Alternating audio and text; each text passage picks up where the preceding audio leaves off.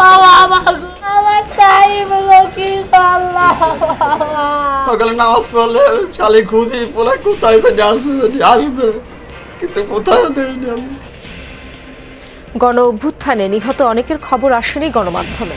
আক্ষেপ পরিবারগুলোর। শরীরে নির্যাতনার ছড়া গুলির ক্ষত নিয়ে ফিরছেন বহু আন্দোলনকারী।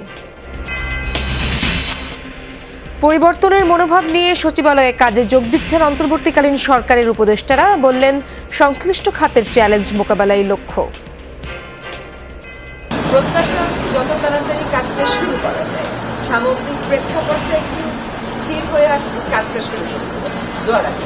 ভাবলে সবকিছু কঠিন, ভাবলে সবকিছু সহজ, এর চাইতে বেশি কিছু বলা বোঝা যাবে না। ধীরে ধীরে খুলছে রাজধানীর শিক্ষা প্রতিষ্ঠান। প্রথম কার্যদিবসে বন্ধ অনেক সরকারি স্কুলের দরজা। সন্তানদের পাঠানো নিয়ে অভিভাবকরাও দোটানায়। প্রথম স্কুল এবং কলেজ শুরু হলো, এটা আমাদের গার্জিয়ান হিসেবে খুবই ভালো লাগছে। আমাদের কলেজ খুলতেছে, আমরা যে কলেজে যাব রাস্তাঘাটে কেউ নাই। ভবিষ্যতে যাতে আর কোনো সমস্যা না হয় সে বিষয়েও ছাত্ররা নজর রাখবে।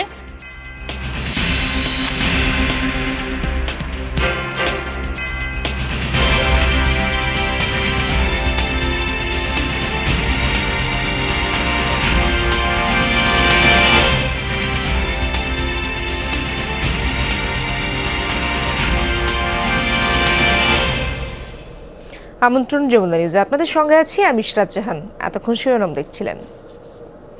আন্দোলনে গুলিবিদ্ধ হয়ে মারা গেছে সন্তান, কিন্তু ভয়েই অনেক পরিবার প্রকাশ করতে পারেনি মৃত্যুর খবর। কেউ কেউ এখনো ছররাগুলি দেখে নিয়ে ঘুরছেন। পরিবারগুলোর বক্তব্য, কি হতে কি হয়ে গেল। অসহায় সেই মানুষগুলোর খোঁজ নিয়েছেন সহকর্মী আখলাকুস সাফা।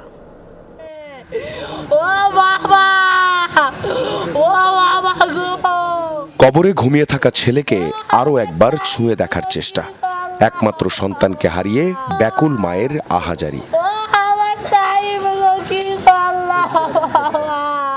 জীবিকা নির্বাহে বিদেশে যাবে বলে ওয়ার্কশপে প্রশিক্ষণ নিচ্ছিল 21 বছরের সাইম। মিছিলে গিয়ে আর ফেরেনি টকবগে তরুণ সাইম হোসেন আলিফ। 19 জুলাই শুক্রবার বন্ধুদের সাথে যাত্রাবাড়ির কাজলা এলাকায় আন্দোলনে ছিল। সেখানেই গুলিবিদ্ধ হয়ে সাথে সাথে মারা যায় ছেলেটি। এত রক্ত আমি দেখা ওই জায়গায় আমি অজ্ঞান হয়ে গেছি গা। আর আমার বাপে কথা বলে না, কোনো কিছু বলতেছে না।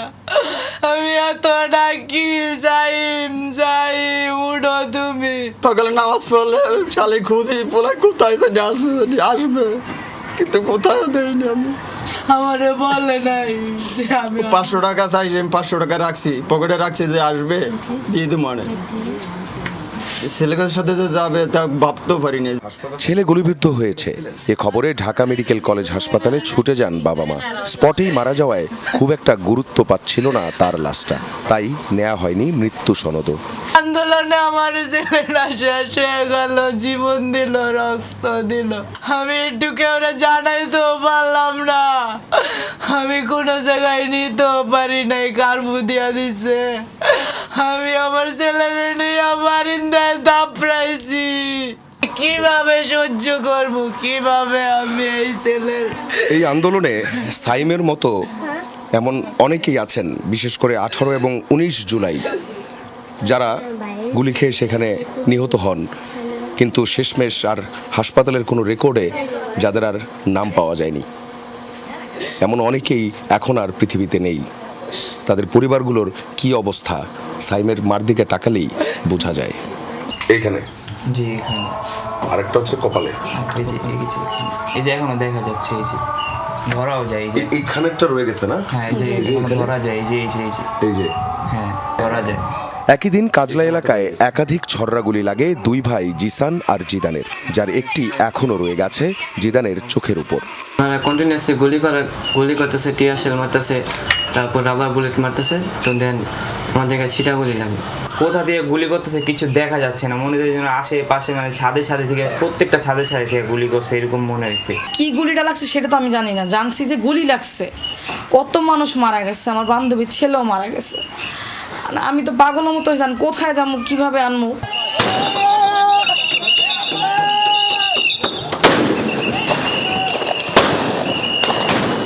19 জুলাই যাত্রাবাড়ি এলাকায় দফায় দফায় চলা সংঘর্ষ, টিয়ার শেল আর গুলিতে শুধু ঢাকাতেই প্রাণ যায় 85 জনের। আহতরা এখনও বিভিন্ন হাসপাতালে। আখলাকুস সাফা, যমুনা নিউজ, ঢাকা। গভীর রাতেও সড়কে অতন্দ্র প্রহরী শিক্ষার্থীরা।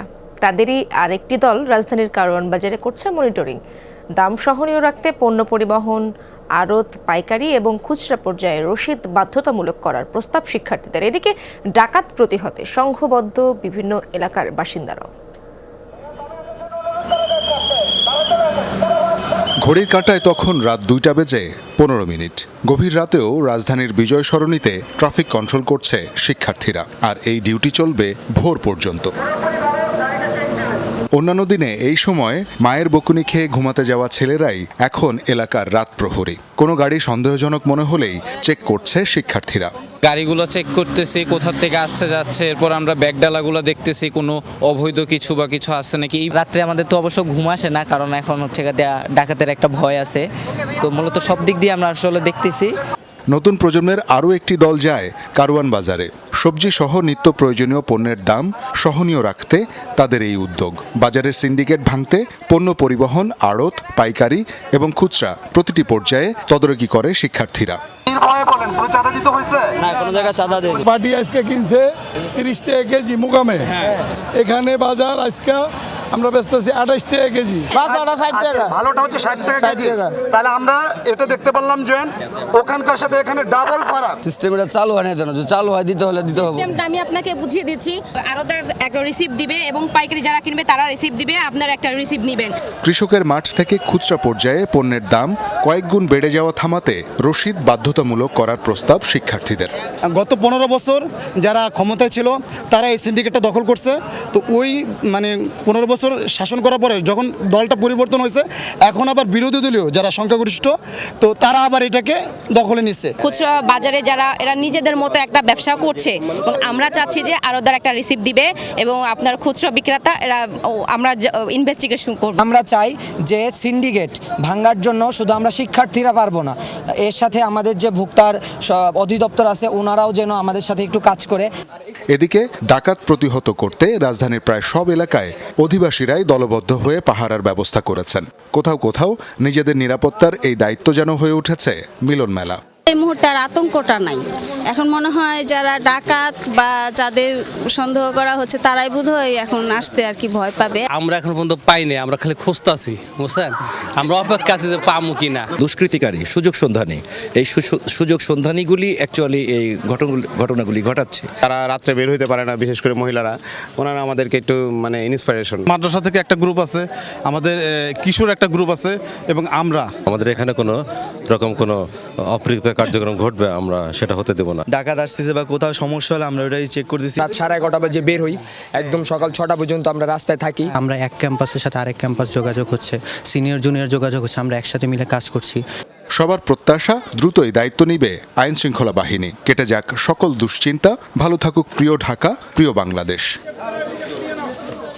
শওকত মঞ্জুর শান্ত, যমুনা নিউজ, ঢাকা। পরিবেশের ন্যায় প্রতিষ্ঠার জন্য কাজ করতে চান বলে জানিয়েছেন পরিবেশ, বন ও জলবায়ু পরিবর্তন উপদেষ্টা সৈয়দা রিজওয়ানা হাসান। সকালে সচিবালয়ে তিনি একথা জানান। বলেন, সারা জীবন তিনি পরিবেশের ন্যায় প্রতিষ্ঠার জন্য অন্যায়ের বিরুদ্ধে কাজ করে গেছেন। লক্ষ্য ঠিক রেখে এগিয়ে যাওয়ার প্রত্যাশাও ব্যক্ত করেন তিনি। আমি আগে পরিবেশ ন্যায় বিচার নিয়ে কাজ করেছি, এখনো পরিবেশ ন্যায় বিচার নিয়ে কাজ করব। প্রত্যাশা হচ্ছে যত তাড়াতাড়ি কাজটা শুরু করা যায়। সামগ্রিক প্রেক্ষাপটটা একটু স্থির হয়ে আসলে কাজটা শুরু করে দেব। সচিবালয়ের সমাজ কল্যাণ উপদেষ্টা শারমিন মুর্শিদ বলেছেন, কাজের ক্ষেত্রে চ্যালেঞ্জ মনে করলে অনেক কিছু, দেশ গঠনে সঠিকভাবে কাজ করবেন বলে জানান তিনি। পাশাপাশি দোয়া কামনাও করেন তিনি। দোয়া চাইছি, অনেক বড় কাজ সবাই থাকবে। ভাবলে সবকিছু কঠিন, ভাবলে সবকিছু সহজ, এর চেয়ে বেশি কিছু বলা বোঝা যাবে না। সারা দেশে 5 শতাধিক থানা সচল হলেও সীমিত পরিসরে চলছে কার্যক্রম। প্রতিটি থানার নিরাপত্তায় মোতায়েন রয়েছে সেনাবাহিনী। নিজ নিজ কর্মস্থলে এরই মধ্যে যোগ দিয়েছেন বেশিরভাগ পুলিশ সদস্য। পুলিশ সদর দপ্তর বলছে সাধারণ ডায়েরি ও মামলা ছাড়া অন্য কোনো কার্যক্রম শুরু হয়নি এখনো। অনেক জায়গায় থানাসহ পুলিশি নানা স্থাপনা ক্ষতিগ্রস্ত হয়েছে, সেগুলো দ্রুত মেরামত শেষে কার্যক্রম স্বাভাবিক করার চেষ্টা চলছে। সারা দেশে 639টি থানা রয়েছে।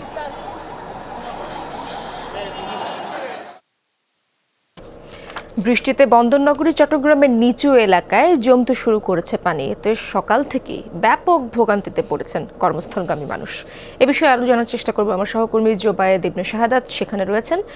জোবায়েদ, কোন কোন এলাকায় জলাবদ্ধতা দেখা দিয়েছে এবং কর্মস্থলগামী মানুষের ভোগান্তির চিত্র তো আপনি দেখেছেন, আমাদেরকে জানাবেন।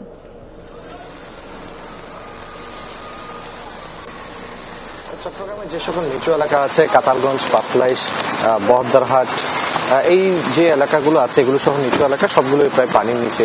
দেখতে পাচ্ছেন একেবারে হাঁটু পর্যন্ত পানি, এবং পানির যে পরিমাণ সেটা অনেকটা বেশি। বৃষ্টি হচ্ছে সকাল থেকে বেশ একেবারে মুষলধারে বৃষ্টি হচ্ছে। এই মুহূর্তে কিছুটা কমেছে, থেমে থেমে এখনো বৃষ্টি হচ্ছে, তবে বৃষ্টির যেটা ধরন সেটা অনেকটা একেবারে ক্রমাগতভাবেই পড়ছে।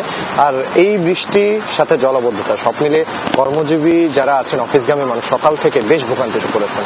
বেশ কয়েকজন কর্মজীবীর সাথে আমার কথা হয়েছে, তারা বলছেন আজকে একে রোববার তাদের অফিসগুলো খোলা, পাশাপাশি বৃষ্টি হচ্ছে, সড়কে গাড়ির পরিমাণ কম, জলাবদ্ধতা সব মিলে একেবারে চরম দুর্ভোগে তারা পড়েছেন। আজ কিন্তু স্কুল কলেজগুলো খোলা, সেক্ষেত্রে শিক্ষার্থীদের দুর্ভোগ আমরা দেখেছি। তারাও কিন্তু নিজেদের যে শিক্ষা প্রতিষ্ঠান সেখানে যেতে বেশ তাদের বেগ পেতে হয়েছে। তাদের পাশাপাশি যে সকল নিচু এলাকা সেগুলোর দোকানপাট, ঘরবাড়ি সেখানেও কিন্তু অনেকটা পানি জমে গেছে, দোকানপাটের ভিতরেও পানি ঢুকে গেছে। তো সব মিলে চট্টগ্রামে একেবারে বলতে গেলে যে জলাবদ্ধতার কারণে যে দুর্ভোগ সেটা একেবারেই চরমে, এবং এই দুর্ভোগটা নিত্যদিনের সঙ্গী বলা চলে। বৃষ্টি হলে জলাবদ্ধতা চট্টগ্রামের নিত্য সঙ্গী হয়ে গেছে। তবে তারা সাধারণ মানুষ যারা আছেন, বেশ কয়েকজন যাদের সাথে আমরা কথা বলেছি, তারা এটাই বলছেন নতুন সরকারের কাছে তাদের একটাই আশা যে এই জলাবদ্ধতা নিরসনে যাতে দ্রুত কোনো কার্যকরী পদক্ষেপ তারা নেন, এমনটাই তারা দাবি জানিয়েছেন। ধন্যবাদ আপনাকে। প্রতি কেজি পেঁয়াজ বিক্রি করতে হবে 70 টাকায়, এই দর বেঁধে দিয়েছে ছাত্র আন্দোলনকারীরা। সামাজিক যোগাযোগ মাধ্যম ফেসবুকে এ খবর ছড়িয়ে পড়ায় আতঙ্কিত হিলি স্থলবন্দরের ব্যবসায়ীরা। শনিবার ভারত থেকে পেঁয়াজ আমদানি হলেও গুজবের কারণে পেঁয়াজ কেনেনি পাইকারি ক্রেতারা। ফলে পণ্য বোঝাই ভারতীয় ট্রাক বন্দরের ট্রান্সশিপমেন্ট ইয়ার্ডে দাঁড়িয়ে আছে। পাইকারি ক্রেতারা বলছেন বর্তমানে হিলি বন্দরে প্রতি কেজি পেঁয়াজ 90 থেকে 95 টাকায় বিক্রি হচ্ছে।